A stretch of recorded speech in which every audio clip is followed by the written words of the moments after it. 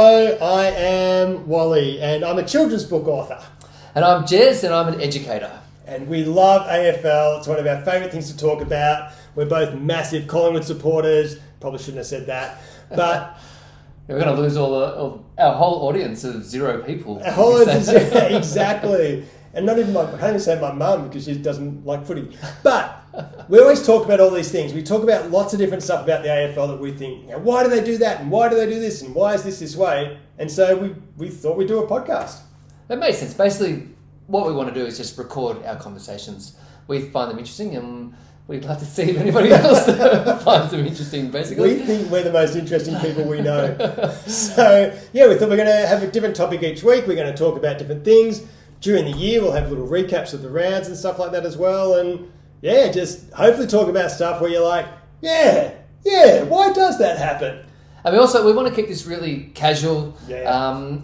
Subscribe, don't subscribe, whatever. It's not really what we're here to do. We're here just to have a bit of fun and talk football, basically. Basically, like when you're down at the pub or at your house or on the phone, 2 guys talking about footy, that's what this is going to be. And if you want to join in the conversation, we can do that as well. You can leave comments somewhere. We don't know how it's going to work, but we'll work it out. Once we do, we'll let you know. We'll let you know. All right, beautiful. So, just first of all, I just wanted to say it's great that we coordinated our attire without having even spoken to each other about it. This wasn't planned at all. So, yes, we have done that very well. I mean, we do basically wear the same thing every day, so there was always a chance. And we call each other the bald brothers. Yes, and we like to wear our caps backwards. A lot of people will be like, "Oh, it's for 14-year-olds. That's for kids." Why? Who decided what age that changes that you're allowed to do stuff? So we thought we're going to wear it. We like it. We're breaking boundaries, stereotypes, everything. This is changing lives. Changing lives. Wear what you want. Exactly. But we're going to talk footy. We're going to talk footy. As you said, each week we might do a review of the week. So we can do a review of last year, of 2023. What do you think of 2023, Jez? 2024. What do you think of 20... How is it already 2025?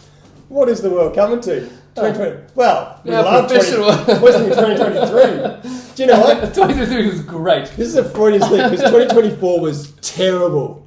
Worst year of footy ever. How'd you think of 2023? Well, 2023 I loved. I am biased because, as you said, we're both Collingwood supporters. 2024, as a Collingwood supporter, didn't live up to our hopes and expectations. A bit frustrating. But just to do a really quick review, Brisbane won. Cripps won the Brownlow, and I can't remember who won the Coleman. Oh, it was wasn't Hogan. Hogan won the Coleman, and Rising Star went to Geelong guy. No, I think it went to Harley Reid, didn't it? No, he got suspended because him and Darcy got suspended. So right. the Geelong guy won it. Right. Good player too. That guy. Mark of the year. Yeah, Bobby Hill. Goal of the year. Nick Dacos. It's Harley Reid. Testing my memory here. That's it. Collingwood almost got the clean sweep of individual awards, which basically summed up their season. So, but we're not going to just talk about Collingwood. We're going to talk about footy. We think we should run the AFL. This is why. Our first topic is the constant rule changes that come in. That's right. And as you know, over the years, having been following football for my whole life, and I won't say how old I am, but we're pretty old. There have been a lot of rule changes in that time. Some good, some bad. Exactly, and we're going to have a bit of a chat about some of the rules and changes, and then we might play a little bit of a game towards the end. We're going to call that keep, add, remove. We've kept it nice and clean from the game it was based on. But what are some of the rules that have changed recently that you thought have been okay? Actually, no, we'll do that later. How about, I've got one. Yep. I've got one for you. Deliberate out of bounds. It's always been a bit of a problem, right? How so? Well, I remember when I was a kid, deliberate, like we'd yell that out. But also there'd be times like when someone actually kicked it to the boundary line in a defensive move, it was unreal. Like you go, yeah, that was awesome. Like it used to tick down the clock a little bit because the clock wouldn't stop every time we went out of bounds. And so it was actually a great play to go out of bounds. But then obviously they want to speed the game up, stop that. So it changed. And so are you saying you don't like new or the current mode or interpretation of it? That is exactly what I'm saying. Because I think there's too many, and most of the ones we'll talk about, especially the ones we don't like, I think there's too many variables in it. So a player kicks it, or maybe not obvious, seems like an obvious miss kick, goes off the side of the boot, goes out of bounds, they say deliberate or insufficient intent. He didn't mean it. He just plays for North, right? So it's hard. Well, look, I think the major issue with that particular rule is simply that the umpire is trying to determine what the player was thinking and trying to get inside their head, and it's obviously not possible. Yeah. So I don't think it's fair to make an assumption that somebody was trying to get it out of bounds and they weren't. Sometimes you can make that assumption based on the context and the situation, but there are many times when the players are in traffic or whatever, or they're being tackled and they kick the ball, or for whatever reason it doesn't go exactly where the umpire thinks it should have gone, and they're pinged for it. Exactly. Or they kick it along the ground, it runs along the boundary for 35 metres, it's an oval ball, takes one sideways bounce, and they're like, insufficient intent. And it's not, but then, again, if you fly it for a mark, or someone flies for a mark and the defender punches it deliberately out of bounds, then that's okay. And so I think just when there's these different variables, are you under pressure, are you not? And often even the under pressure doesn't count anymore, I don't think. No. Players are getting tackled. I remember one, again, we will reference Collingwood a bit just because that's what we mostly watch, but I remember one where Jeremy Howe got tackled and slung as he kicked it. The ball went out of bounds. Like, he's got no control over that. Yeah. So, what do we think the solution is to Well, this? before we get to that, Yes. I know that they're different sports, but when you look at other sports like rugby and American football, where players, again, I know different sports, different rules and context and so forth, but when players kick the ball down the field and it goes out of bounds, like close to the touchdown line or try line or whatever, they're applauded for it. It's considered a great kick. It's a great kick. But in ours, we consider that taboo. And Exactly. I'm with you. I don't particularly like the current ruling of it. In terms of how to fix it, what are your thoughts?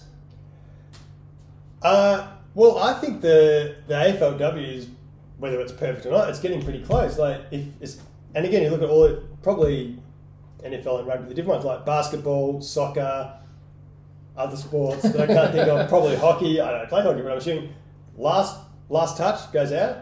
But again, you're going to have to refine that. If it's a marking contest, someone punches it out, you don't want that to be a last touch because that's an awesome play. But maybe it's last kick in between the arcs. I think that's what the AFLW does. Then just goes to the other team. Well, how does it work with the AFLW? Because I'll be honest, I don't really watch a lot of it, and I will this season. It's one of my goals. We've done a lot of research into that. Yeah. But how does it work with the last touch? Is it any last touch, or is it like if you're in a marking contest and it just goes off hands, is it a free kick? It's a throw-in. Yeah. Whereas if it's kicked out, the other where it goes out, that's the mark, and the other player, like out on the full, basically. Yeah. So that's from a kick. So we need what to about a check this one. handball? If you deliberately No, if you just handball and then it bounces just out. happens to bounce out. I don't think. I should have looked into this a little bit more. Or at all. At all. Pretty sure not. But this is what we're talking about. That can be a thing when you look at it, bringing it in. It can be okay. It's a kick or a handball. If it goes out, straight to the team. If it's off hands, a punch, and it's a throw-in, you can still have the boundary umpires do that. And then between the arcs, inside the arcs, maybe it's different. But then again, maybe not. Well, the other thing, I think that will address some, maybe the majority of the issues with that rule. The punching part, like punching the ball out of bounds, is the grey area. Yeah.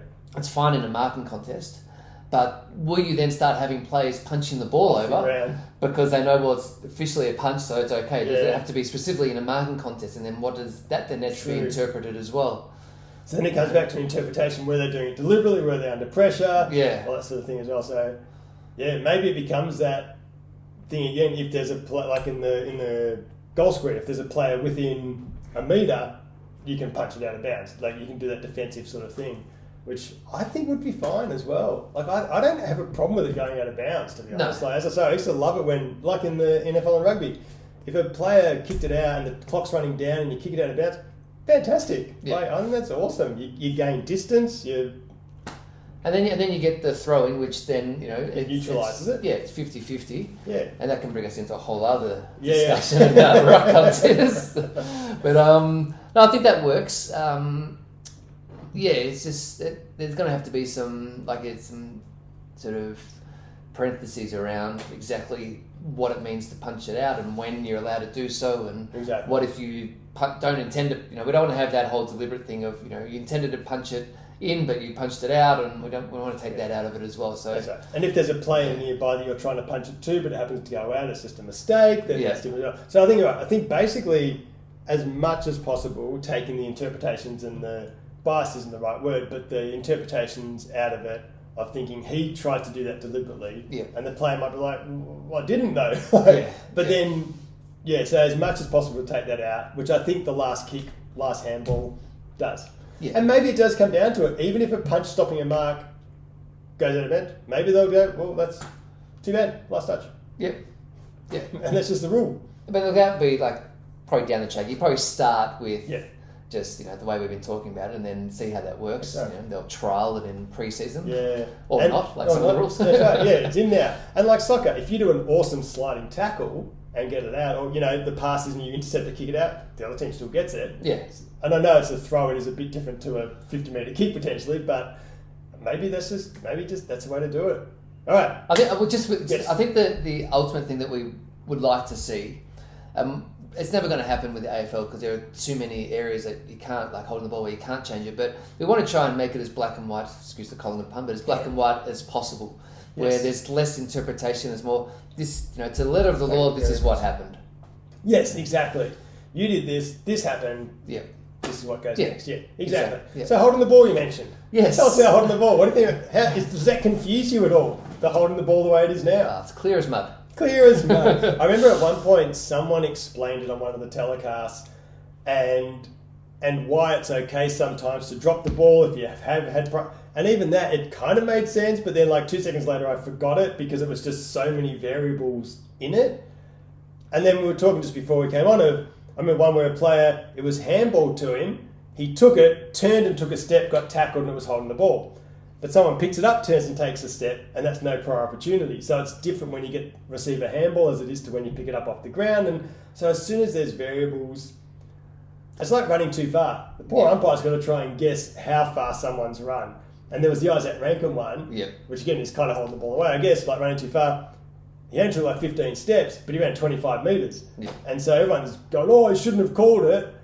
This is a whole other topic. But where people are like, oh, at the time in the game, let him go.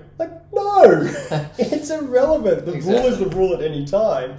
But, so that running too far. Again, even with that, 10 steps. And again, you might not count it because you may not count the first one or whatever, but if it's 11, who cares? But as close as you can to 10 steps, that's it. You got to bounce it or kick it. Have you got any thoughts though on, you're saying about the umpire having to count it, even at 10 steps? They've still got to spend their time counting instead of looking at all the other things that are actually happening in the play. Have you got any thoughts on how to counter that? We've sort of skipped away from the whole of the ball.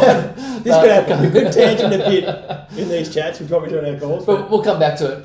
But just with that particular one, have you got any ideas? I have one. Okay.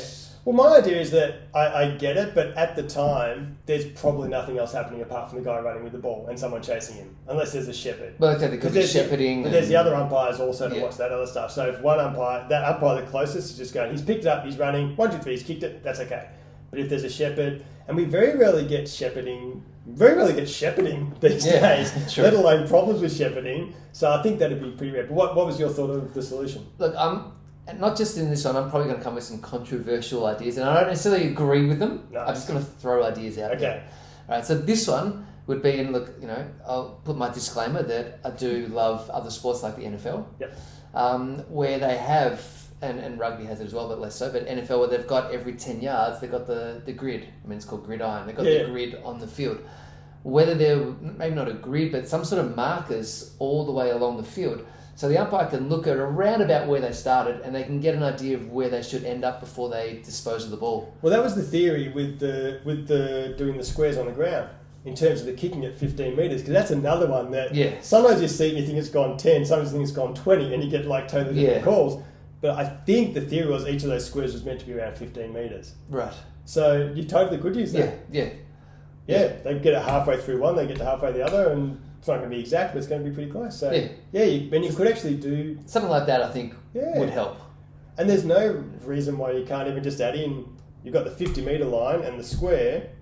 You could even just do one other line across the middle or something. Potentially, it might look a bit ugly, but you have that, and then you've got like 30-metre, 50-metre gaps, whatever they are, and you just know from that. But that's what it always, unfortunately, comes down to the aesthetics, doesn't it? Yes. And it's not going to look pretty, but what's actually going to help the game?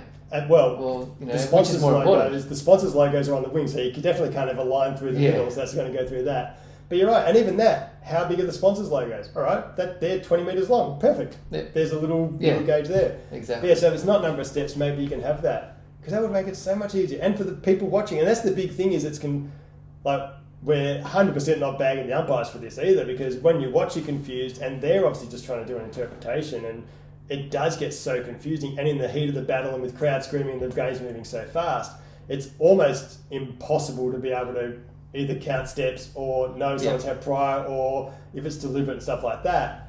But that's the problem. If we can reduce it to not needing to be personal, but just going, okay, that happened, this is what it is. And that comes down to, which is a bigger topic than what we're going to cover today, but the issue of it being subjective, and that there being multiple umpires, and that everyone's going to have a different interpretation, just like us in the stands. We all have different interpretations. So if we can change the rules as much as possible to make it that everybody just follows the same criteria, then it will reduce a lot of the frustration. 100%. And I think that is the frustration, is when you get different people have different decisions, and within a game, and then the rule of the week kind of comes in, and it gets interpreted differently that week to the other week, and it really changes. And then you get like the umpire 50 metres off the ball calling one that the umpire right here didn't call, and you're like, maybe it's right, but and then the umpires get unsighted sometimes, and so it's all very busy. Okay. And then if it's a close game, or if it's a final, the rules are interpreted differently again, and if it's something you can even argue within forward line compared to midfield, and there's it's all over the place. And we're going to talk about that in a whole different thing, but that's with all these deliberate out of bounds, holding the ball, it's different. If you kick it out in your forward line, it's very, very, I don't know if I've ever seen it paid as a deliberate out of bounds. From a forward kick. From a forward, in your forward line. Whereas if it's on the wing or in the back line, it's almost always paid. Yeah. And it's like, and everyone's like, well, why would they want to kick it out? Well, they're under pressure, they want to throw it. Yeah, exactly. If they pick it up, it'll be holding the ball, so it can keep the ball in their forward line. Yeah, exactly. Yeah. And I mean, that goes further into marking contests. Sometimes holding the ball is different, I think, in different parts of the ground and different times of the game. And definitely finals where suddenly there's this many tackles, but we want to let the game flow, so we're not playing as many free kicks. Yeah. And so... Exactly. It's just... You end up going, who knows? And it shouldn't be. We shouldn't, in a professional sport, it shouldn't be who knows.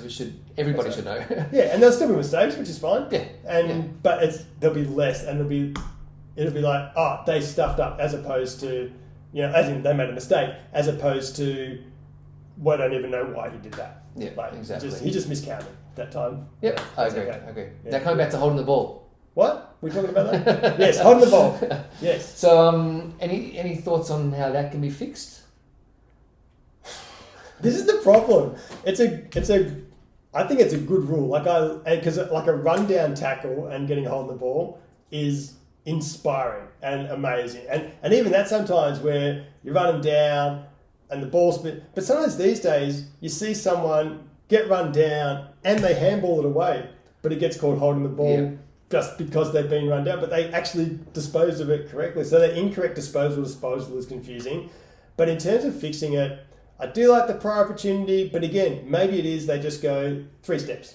Yeah. Which means players will just stand still. Well, I would agree with that. 2 steps, 3 steps, whatever it is. Yep. But I would also add in 2 seconds or 3 seconds. Yeah. So depending on, if you're standing there and you've got time, if you're a Pendles and you've got time and you're looking and you haven't taken any steps, or doesn't mean you can't be tackled. That's right. And if your arms are free, because the player can pick it up and go handball. Yeah. So really, I think you give them a bit of grace in this, but really in 1 second, gives them time to sort of look and everything. But yeah, I agree. Two steps, 2 seconds. Because again, if you just take a handball, turn around and tackle, or if you just pick it up and a tackle, you haven't even had a chance to look around. Yeah, You need a couple of steps just to steady. So yeah, there you go. Yeah. We've solved it. Done. Just like that. Easy. That's why we should run the AFL. That's why we should run the AFL. Okay, let's go to keep, add, remove. I have no idea how long we're going for, but this podcast is going to go for different lengths of time every time, depending how long we talk. But so what we're going to look at is keep, add, remove. A rule we'd like to keep, maybe a new rule, maybe just one that's been there forever. A rule we'd like to add, and a rule we'd like to remove. Or should we do remove/change, maybe? Yeah. Okay. Yeah. All right. Okay, so keep. What rule would you like to keep that you think is good? I like the 666 rule. 666 is... I like to keep that. I didn't actually like the idea of it when it first came out, I'll be honest. It's grown on me. I do think it makes it a bit fairer. Yep. And opens up the play more, and it's, aesthetically again, it's nicer to look at rather than everybody flooding back. Yeah, and you get these beautiful breaks out of the middle, kicking to a lead. Like it's really cool. Yeah. My only issue with the 666 is a warning. It's been in for 2 years. Yeah. Done. Straight away. No other rule has any warnings. Why does that one have one? Exactly. Yeah. And I mean, again, this goes to the whole other thing. Why do they throw up the next one? Yeah. Don't get it. Anyway, but yeah, I agree. I think 666 is good. My keep is I actually like the stand the mark rule. And I think it's been modified a bit to become even better, where you can't fake a handball and people move and they get a free kick against them. What I'm noticing is that initially when it came in, players would take advantage of it and they'd sort of run at that sort of 45 or run close to them and then handball off type thing. And then now they're like they stand back a lot more and look around and they'll sort of kick it 50 down line as opposed to moving it. Dangerfield doesn't. As soon as Dangerfield gets it, he's going. Yeah. Like there's certain players who just take advantage of every time, but I reckon the majority don't take advantage. So I don't know if it's still speeding up as it used to. Players are more like at back and chipping or kicking as opposed to sort of keeping it moving on. So I love it, and I reckon teams can take advantage of it more still. Well, it's probably, what you were saying then, it's probably also depends on the situation at that time as to where the other players are on the field, as to whether you can run off in that 45 or whether you've got some players running in towards you and going, not in the protected zone, but just going, well, if I go on that angle, are they going to get to me much sooner? So am I better off just waiting and assessing my options? I think that's right, but I think when it first came in, they would just go and work it out. Yeah, absolutely. Whereas now they're like a bit more risk averse. Yeah. And I love that, just go and work it out. Like that's kind of exciting, and just go and kick it in. And then that catches which I think was the idea, it catches not the defenders off guard, but it's more one-on-ones, which is what we want, as opposed to when they go back, you kick into packs again. I think the umpires have improved with it as well. I think initially the player with the ball had a lot more time to go off the mark before they said play on for the player standing on the mark. So I think they've improved that, and as soon as they deviate, they're straight away saying it. I would like to see, maybe I'll make this, can I sort of add this in as my, maybe it's my remove/change. Because I would like to see a bit of a change to it. It's a really minor thing, so I don't know if I should include that as my thing. You're going to waste it. I don't want to waste one on that. But, and that is simply that I don't like it seems to be, and I feel like maybe it changed towards the end of last season, but the players, they have to literally stand. They can't jump up and down on the spot. Yeah. And I don't like that. That's changed when shooting for goal now, hasn't it? Yeah. Yeah. And I sort of feel like as long as they're not moving off the mark, they should be allowed to move like on the spot. Yeah. Like 100%. Old poison ball, Wriggles. Yeah. You should be allowed to do that, or seaweed, this sort of thing. Octopus, whatever, so I sort of feel like there should be that, you're allowed to move, just not allowed to move laterally, but you're even allowed to stand behind the mark and run up to it in a straight line to the mark, but not go past it. Yeah, They used to do that. I don't see why they can't do that if they're not going left. Because my understanding was they brought it in because, player marks it here, the mark's there, but then they move this way more towards the middle of the field to try and stop that player from running around. Yeah. But if they're still there and they're just going on a back and forth motion, that's not stopping them from running around. Yeah, that's right. So, And they still get the chance to play on a little bit, and they're not allowed to compete or whatever. Yeah, that's good. Exactly. Because you see players, and like I said, we watch Colin a lot, so I'm used to seeing players like Maynard. I've seen him do it quite a bit, where he'll sort of stand on one leg and he's trying to type on lean to the side. Like, well, just let them do it, and as long as they're not stepping over it, what does it matter, Yeah. No, I like it. Yeah, beautiful. Okay, you've used up your change/remove already. I have, and I've used up my keep as as well. So I'll do my change or remove. Yes. Well, I think we talked about it a bit. The out of bounds deliberately, I'd like to change that a little bit. And again, don't know exactly how, but I think there could be changes that make it less interpretation and more just this happened, give it to the other team. Yeah. Now you know what? We've talked about that. I'm going to change that. Okay. We've already talked about Yeah. that. The rule I'd like to, the change I'd like to make, the 30 seconds shooting for goal. And we are going to talk about this in another, but 30 seconds shooting for goal, they say, yep, I'm kicking for goal. They talk about time waste and they talk about moving the game on. Yep, I'm kicking for goal. Take their 30 seconds and then chip it to someone or chip it to the top of the square. I think they should then just give it straight to the other team from where the mark was. You've lied, you've wasted time. Like, if you don't have a shot for goal when you said you're going to and you've taken 30 seconds, that's running down the clock. That's worse than out of bounds deliberately or, giving the ball back, not giving the ball back to the umpire.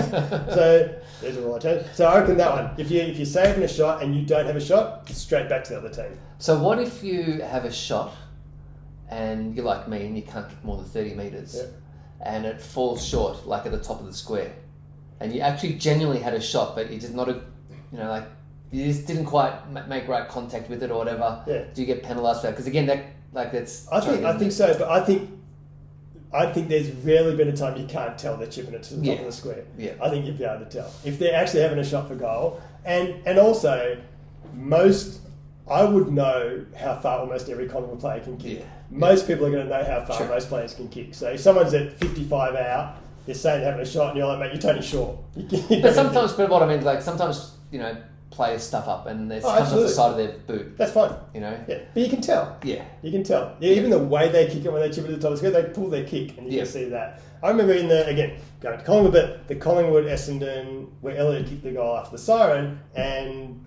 is his name Harrison Jones had the shot for goal for Essendon beforehand, and people are saying he should have taken his 30 seconds, then chipped it sideways to someone else. No. That makes no sense to me at all. And they would have won the game, sure, but that is so against the spirit of the rule, I think, that if he says he's having a shot, which he did, and he had a shot, perfect. Yep. But if he just then chipped it sideways, then that's just not on to me. So that's my change. What's a rule that you'd like to add to the AFL that you think could improve it? So my add is a rule that it's not even so much it's not even an add. It's actually a remove. What I was going to say was what I would like them to bring back is third man up. Okay, yeah. But it's not really a rule. The rule would be to take out the rule that you're not allowed to be third man up. Yeah. Well, you're adding the rule that they can do third man. Okay, thank you. I agree. And we were trying to work out before why they even brought it in, and we're not sure. My only vague memory is that there was some mention of injuries to ruckman. Yeah. But I don't see how we talked about before, about how that's any different to a marking contest. Yeah. So I don't really know why. And even better than a marking contest, as we're saying, like they're not going to get up and knee someone in the head on it, and often it's not front on, so you're not going to get that knee on knee contact like the ruckman. It's often from the side and almost from the back and just reaching over. And so and what I like about it though is that if you were good enough to get your third man up to knock it forward and ideally to a player on your team, good on you. But at the same time, there's a risk with that. You 100%. Go up there and if you miss it or you don't knock it, you now got an extra player on the ground. Exactly. So I don't understand why it's such an issue. Yeah. And so I'd love that to come back in. But again, it's not really a rule. That's right. But what's funny about that as well is one thing people might say is, but then what if one player from each team has a third man? But just thinking, but also, and also I don't think I ever saw it happen. But it was really. Is it any different to a marking contest having multiple people going up? It doesn't matter. And then again, and it would make it interesting and cool with just players just jumping up trying to get it, and it would open up the space more. They're worried about it getting too crowded. If two players are going up, that's two more players that aren't in that scrum.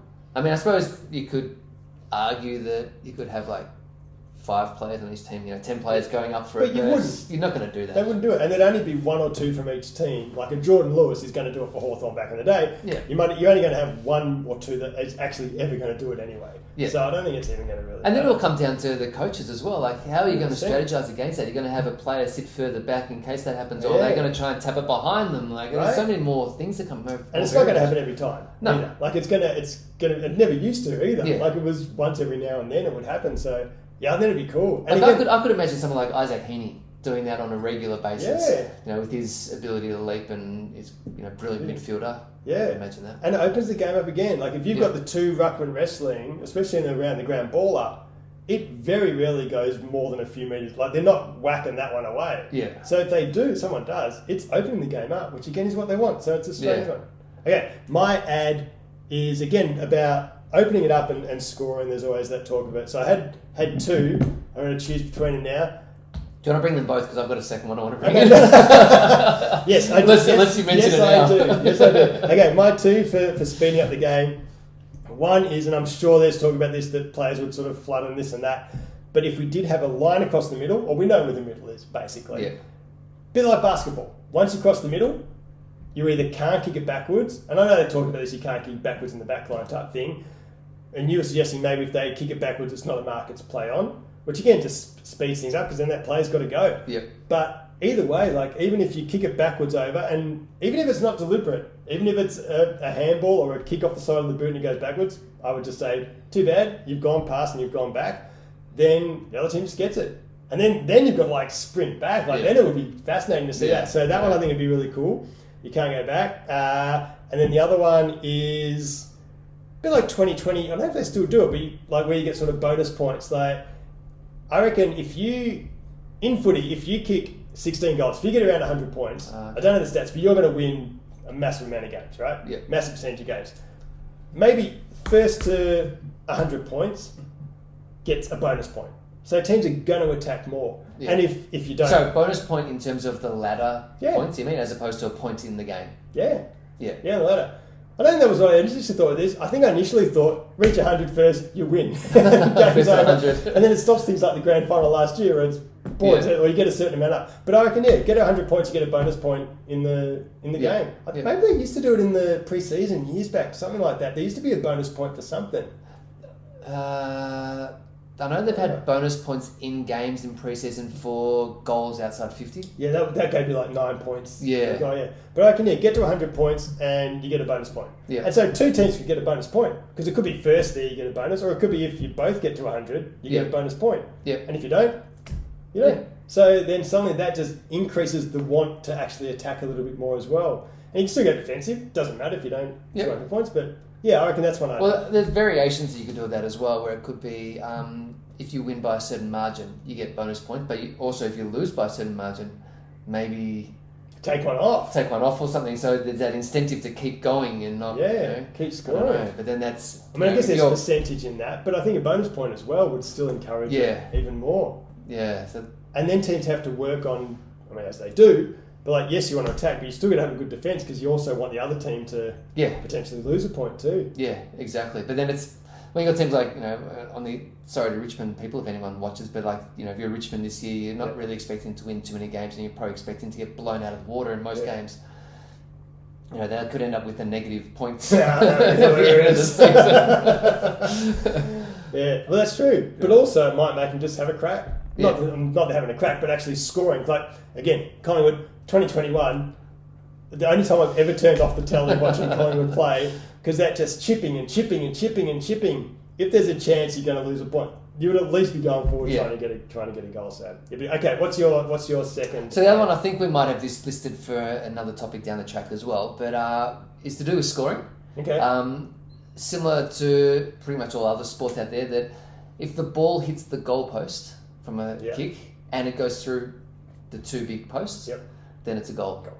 And that to me will remove the need for the video review. It's obviously you might still have that, well you will still have that with players touching the ball, but in terms of the goalpost becomes a non-issue. It hit the post but it went through, it's a goal. I think it just gets rid of that grey area, and I know there's a lot of people who are traditionalists who wouldn't like it. I always thought I was traditionalist. But the more I've thought about this, the more I think it would just make the game better. Yeah, 100%. And if it hits it and bounces back, it's just a point. Yeah, exactly. Cool. And then you can even take it a bit further, and the amount of times where we're getting reviews where they've kicked it, and we're seeing if the finger's bent and stuff like that. If they kick it and it goes through, it's a goal. Like maybe if it comes off hands in a pack, that's a point, or it's punched through, that's a point. But if it's just a kick, like how many marks would there be where someone's up in front and brushes their finger and they mark it? It would happen all the time. Yeah, and they pay it a mark. Yeah. So why not just ignore those ones? They kick off the boot. Unless it's, again, there's going to be a line there, but unless it's like a full smother and it bounces Yeah. 25 times it goes through. But if it goes through on the full, it's just touched. Well, I think with those ones, like usually you can't tell, and it goes with the umpire's original But decision it takes anyway. a lot of time. It does, yeah. It takes a lot So of maybe time. maybe it needs to be the review needs to be done in 30 seconds. If it can't be, then it just goes back to the umpires. That's a good one with the review. Yeah, if you can't tell in a certain amount of time, Yeah. done. Yeah, but I like the post one. I think it's good. Because again, it just takes the guesswork out of it. Yeah, Was there a exactly. gap? Was there snicko? Was there this? Yeah. It went through. Yeah, exactly. Done. Yeah, beautiful. And so just to add to that, it'll be the same with the behind post. If it sticks and goes through for a behind, then it's a behind. Not If it out sticks of the and full. goes on the other side, then it's Out out of of the the full. Yeah, Just simple. yeah, and that's why we should run the AFL. We should have practiced that. That's really good. So, Oh, no, I thought it was the end. well, do we want to talk anything about next episode? We haven't even talked about what it's going to be yet, but No. do we? No, No? I don't reckon we do. All right, let's Yeah. leave it at that. No. So again, no need to subscribe. We're not here for that. But we thank you for watching, and should we try it again? And that's why. Yeah, sure. But before we do that, one thing I was going to say, join the conversation. We are at weshouldruntheafl@gmail.com. Send us the rules you think we should keep, add or remove, or problems you have with the rules. That'd be awesome. Start the discussion. And we will be getting website and all those other things up and running. We just haven't quite got That's there right. yet. Where we can comment we will, and create a bit of a community, and maybe like a Facebook page or something as well, or Instagram page, where we can actually have a conversation around these ideas and these rules. And we'd love to hear all the thoughts on the rules. I'm sure there'll be one or two, so that'd be awesome. Oh my God! One huge thing we forgot to mention, What's that? and that was. And it's quite possible you mentioned it at the start and I drifted off, but in case I didn't miss it and we didn't say it, part of the thinking around this is the idea that we would love to be in a pub, and if a coach happened to be there, we'd love to go up to them and ask them some of these questions. Yeah, especially there's one in particular. That's right, but we're not going to ask that one today. Yes. Right? But if that, the idea is based on that. So ultimately, we would love to get to a situation where we get the opportunity to ask some coaches or some 100%. players or whoever it may be, some other people involved in the sport, some of these questions that we've asked today and other questions that we'll ask in the future. 100%. And we are looking at that. It's us, but we're going to get special guests. Like we might just have mates coming on and chatting around it a little bit, but also, if we could get a coach or a sports scientist or we could get a trainer or someone, or even a player, and just chat to them about these ideas and what they think of it. That'd be awesome. Exactly. Yeah. And that is why we should run the AFL. Exactly.